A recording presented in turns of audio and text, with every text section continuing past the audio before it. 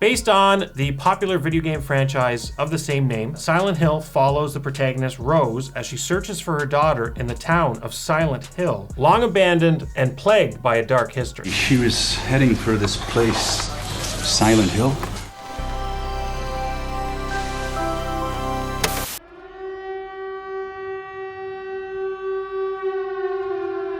This film does a fantastic job building this universe. Whether they're walking around the town and there's ash everywhere and there's fog, it's eerie, it's creepy, and it looks fantastic. All of these environments are shown off well with the way that the camera moves. Probably some of my favorite shots, the camera will pan up, so it really puts you in the mind state of somebody playing a video game. And yeah, I gotta obviously agree with both of you guys. I mean, atmosphere and the camera shots in this movie are all very much reminiscent of the first game. And then even some of the locations that they visit, like the school and the hospital, are very iconic locations that they brought to life in this movie that I think they did a phenomenal job of doing. And even the monsters. A lot of the monsters were very well done with both the actual designs of them, how they look, very practical for most of them with some CG added. And it did feel like a lot of the creature designs were very accurate to the games. And no Silent Hill is complete without the music from Akira Yamaoka from the actual video game series. They took some of his songs from there and placed them in here with great effect.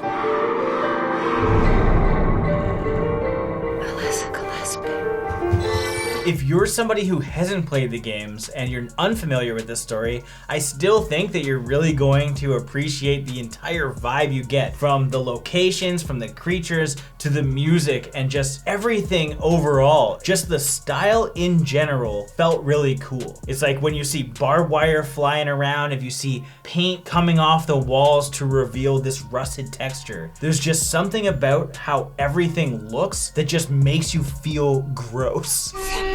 Filth and lies! The story itself really does a good job showcasing it as a movie and what the video game would have been like if you played it. Because we have our main characters and they're exploring their world, they're doing these tasks, they're finding the clues, and they're trying to get to the end boss or the end of the game to get Sharon. They just captured what Silent Hill was about. Specifically, the countless mazes that you run into that you seemingly can't get out of, because if you look, she has to reference the map, try and learn the paths. Right, Rosie. Left. Right. I recently did like an entire playthrough of Silent Hill 1 and I was the exact same way to try and find Cheryl, but in this case it's Sharon. They changed like a few things like that, like the main character is obviously different, but the dead ends, they stay the same. Like walking through the streets through fog only to find a dead end that is just like a broken road. I hate that shit and it happened way too often. In the movie it was like, oh, I recognize that place, that damned place.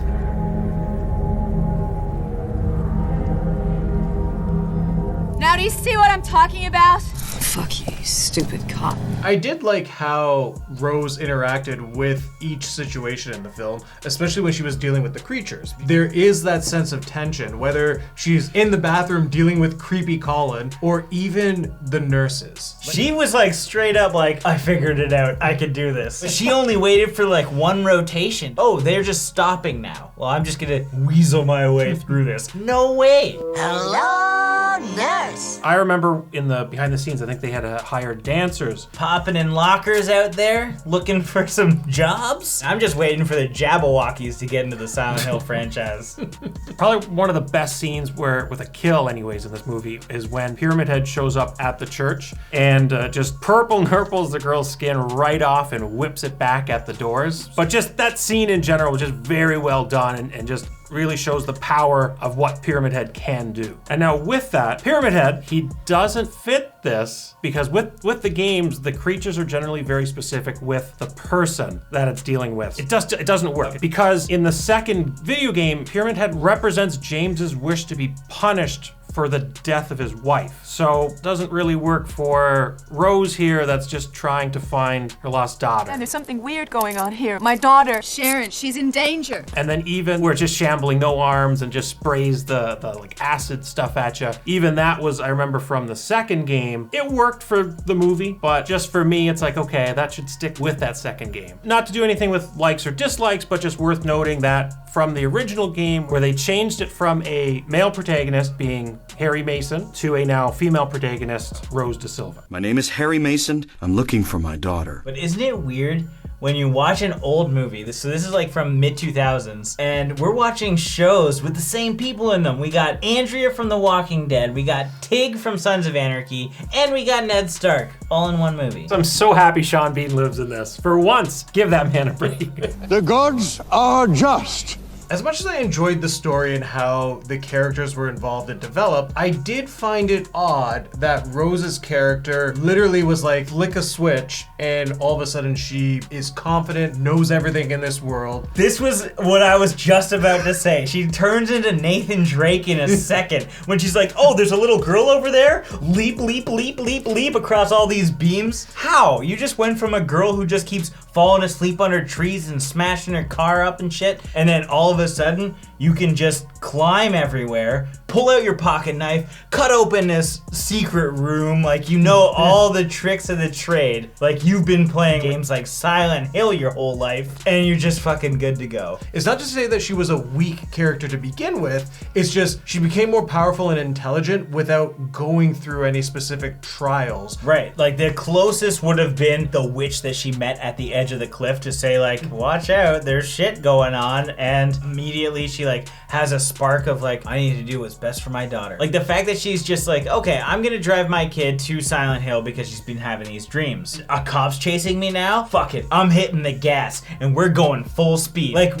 why? And the cop, why she would be tailing her to begin with. You see a mother and a daughter in a gas station parking lot, and the daughter is just like a little upset, and the mom is actually like comforting her. Nothing suspicious was going on. Other than the cop being suspicious. Looking like T-1000 at the same time. One thing I found in it was a lot of the both dialogue with Rose and Sharon. Why'd you change your pictures? I didn't. I don't like that, Mommy. It just didn't seem like they had chemistry. I didn't believe them as like a mother-daughter. Honey, sometimes when you go to sleep, you go on a little walk.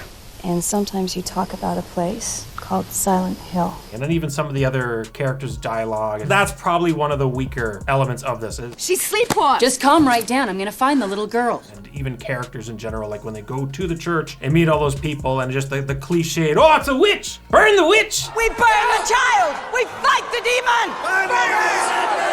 demon! Which is creepy, by the way. The fact that they burnt this little girl is kind of fucked. That was wild. Wild end scene too, by the way. I really enjoyed Silent Hill. I think it was an awesome adaptation from a video game. There's all types of different quests going on. The environment feels very accurate to the source material. The siren going off and just turning everything to hell freaks me out. I was terrified at times. And it did a really great job kind of making a movie for people who have never played the video game, and then also doing the fan service for those who have. Obviously, some of the CG is dated. I think the bugs were cheesy as fuck. We didn't really talk about them, but they look really weird. It's not a perfect movie by any means, but I'm gonna give this 4 Ralph Wiggums, if he was in Silent Hill, out of 5. I'm burning. Silent Hill is one of the rare films that does a good job being a video game adaptation. The story is good, the cinematography is beautiful, you find yourself being lost in this world. However, with Rose's character, I was a little disappointed in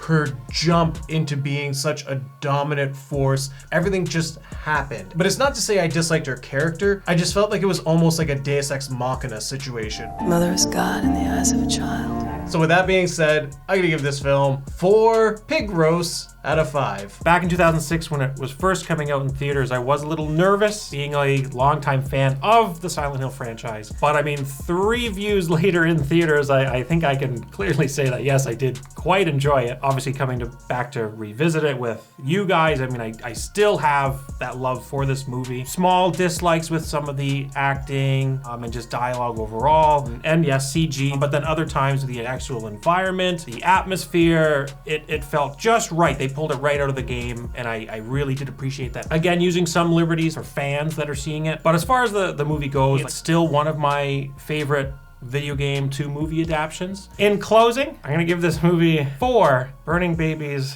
on a basketball court out of 5. As always, thank you for watching. Like this video and comment below with your thoughts on the film if you've seen it. If you haven't and you do want to check it out, links are in the description. And if this is your first time here, make sure you subscribe to the channel, stay up to date with everything Bloodbath TV.